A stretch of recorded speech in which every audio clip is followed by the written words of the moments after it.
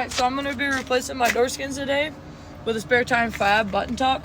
And I'm going to take you along and show you how I go about doing it. So first, we're going to be popping this off. I'm pretty sure you just need to put a flathead screwdriver underneath it and just pop it up. I think it's just clips under there. So you just take it, just start to work it along. This side's got another clip on it. Just like that, you got clips. The part of the door, I believe you're going to want to do this screw. You're going to want to pop this out. This screw as well. I think this also holds the handle, but also holds the door. Pop this out, screw. I believe that one, but I'm not sure yet. We'll figure that out in a second. And yeah, check in a second. Also, you're going to want to go ahead and pop this out as well. Do it, you take that screwdriver, you pop that out like that. And then you're going to want to finagle this out of there, like so. It's starting to slide. And this screw as well is going to come out. You're going to want to go ahead and take these screws out up here. So these star bolts that are in here, I'm just calling them star bolts because I don't know exactly what they're called. They are T30s. If I can get it to focus. Of course it's not. Anyways, it's a T30. Okay, so do you see these holes like this? You're going to want to get something and pop those out. There's also screws in there, and they run down the door. You pop them out. There's a screw inside of there. You just screw those out on each of them. And this piece right here, you also want to pop this piece out. There's a couple screws on in there as well. Okay, so I had a little bit of trouble. These bolts were kind of a pain, but I reached in there with a pair of pliers and I pulled each little bolt out. So bolt here, bolt here, bolt here. These are hex bolts. That would be the T30.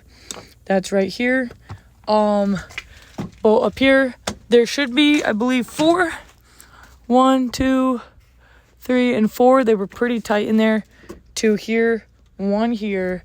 I took out this one, but I don't know if I need to or not. But that's also a hex bolt, T30. Okay, so just this is a note too.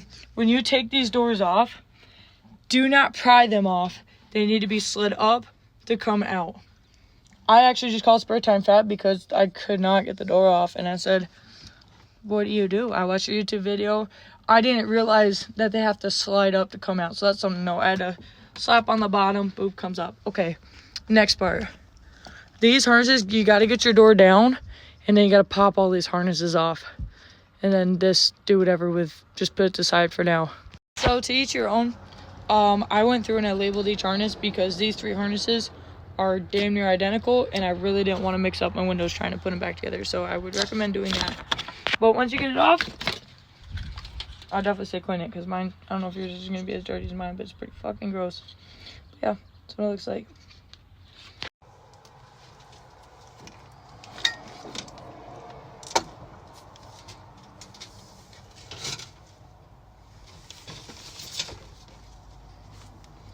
So when you take off this panel here, I would definitely recommend trying to like put some PB Blaster or WD-40 on those and let them soak because a few of them did not want to come out for me. And then the 2 that were in here gave me a wicked hard time too. That came out of the door. But once you do, they come with these panels. So he doesn't explain it in the video that he put up, the guy who created this door panel, but you're going to break these plastic tabs and break them off. You're going to move this wiring over and just zip tie it to the little holes that they got in there. And then you're going to put the tabs that it comes with in the spot where the other plastic ones were. I think that if I think correctly, I think this gets moved over because your self-tappers where the button tuck goes so that you don't drill into those wires. But he doesn't exactly explain, so I don't know. But that's what this is for. Okay, so putting it back together, put your screws back in. I had a few of them just break off on me. It's screwed enough. I said, fuck it. Probably not ideal, but I did. I ended up cutting the plastic and went through over here because the water main's over. I'm going to have to cut and wire that in, so I did it that way. Okay, so now that's the bottom half of the door. This is the top. You're going to go through and drill all these little plastic rivets out right here to take off this top part to the bottom. So when I did that video, I completely forgot to show pretty much putting the door skins on, actually. So once you break off those plastic rivets, I just took a drill and just drilled through those ones that I pointed at. They come out super easy. Once you do that, the black part, so this part right here on your door, you're just gonna go ahead and put this back on and put your screws in wherever they're located. I think there's the 2 in here and then the 1 over there. You put it back on, and then this door skin that Spare Time Fab provides for you, the button tug, you're just gonna wedge it. So this is the seam right here that the button tug sits up against. Once you've bolted this back on, you just push that button tug up tight into there, and then they have self tappers that they come with that look like the buttons that go like there's a in between the button tug. There's a few different buttons that are actually self tappers, and you self tap those into that steel plate, or I don't know if it's steel or aluminum, the plate that's on the door, and it just self taps into that.